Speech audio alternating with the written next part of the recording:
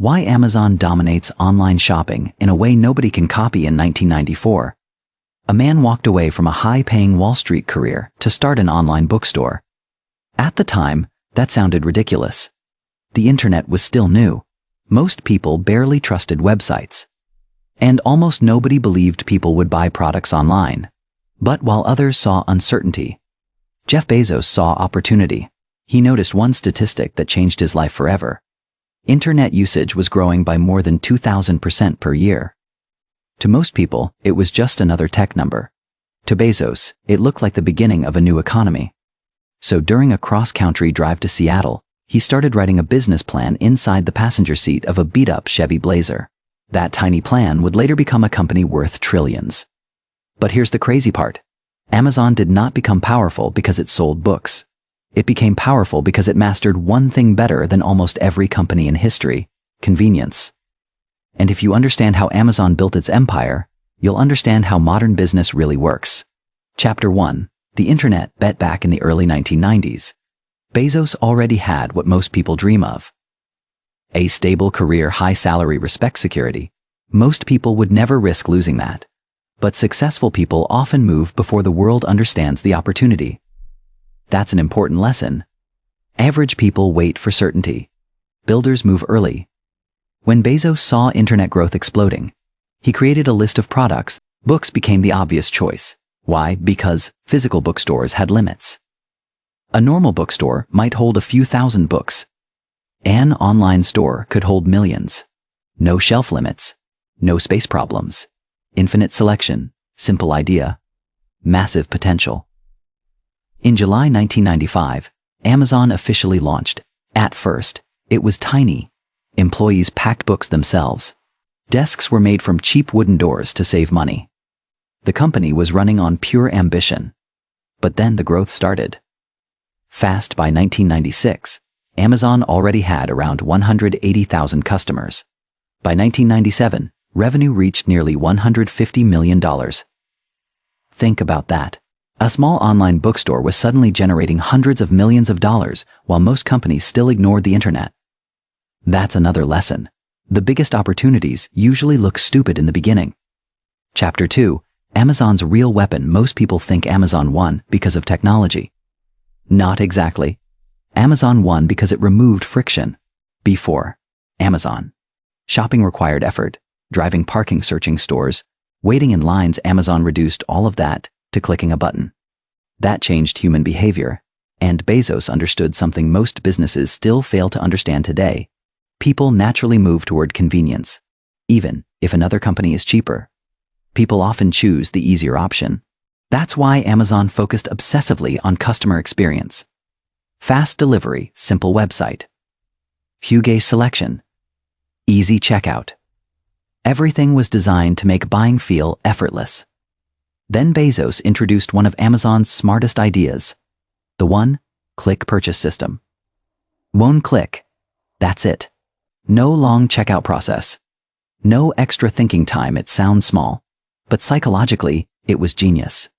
Because every extra step gives customers time to change their mind. Amazon removed hesitation itself, and sales exploded. Lessons. Sometimes success doesn't come from creating something revolutionary. Sometimes it comes from removing tiny frustrations everyone else ignores. Chapter 3. The Flywheel Effect. By the late 1990s, Amazon was growing aggressively. In 1998, revenue crossed roughly $600 million. Then Bezos made another huge move. He expanded beyond books, games, music, electronics, almost everything. But the real secret was something called the Flywheel Effect. Here's how it worked. Lower prices attracted more customers. More customers attracted more sellers. More sellers created more product variety. More variety improved customer experience.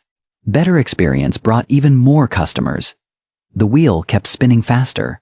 And once momentum builds at that level, competitors struggle to catch up. This is important for normal people too.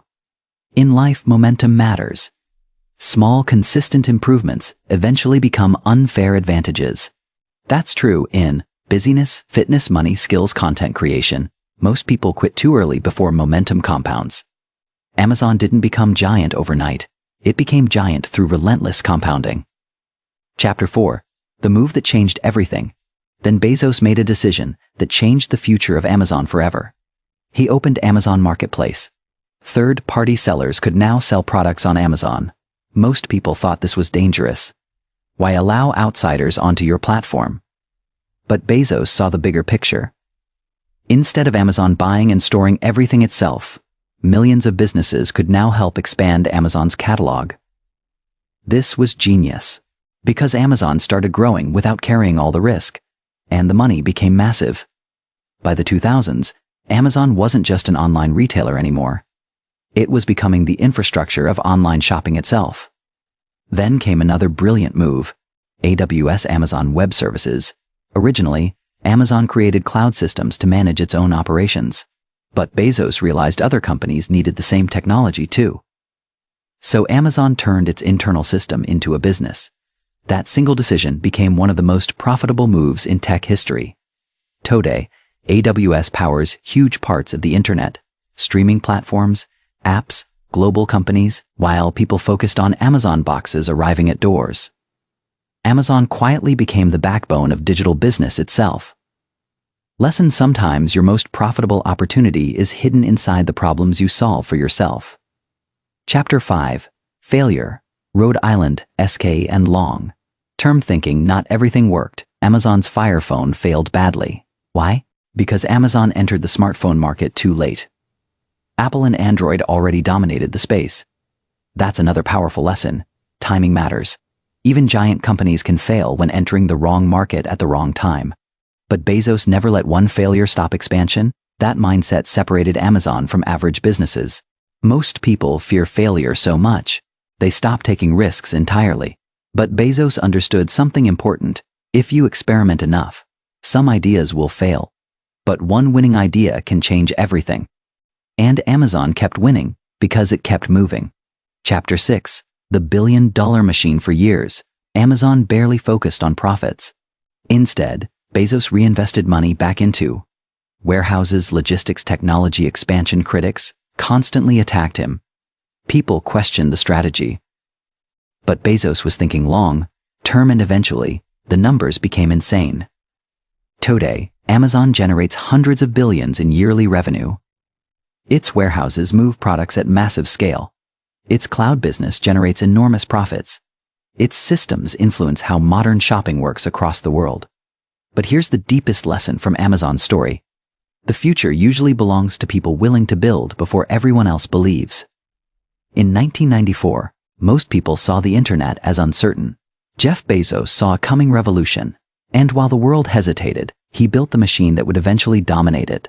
Today, Amazon is no longer just an online store. It's a logistics network, a technology company, a cloud empire, a streaming platform, a data machine. But the biggest lesson from Amazon is deeper than business. The future usually belongs to the people willing to build before everyone else understands what's happening. Back in 1994, most people saw the internet as a curiosity.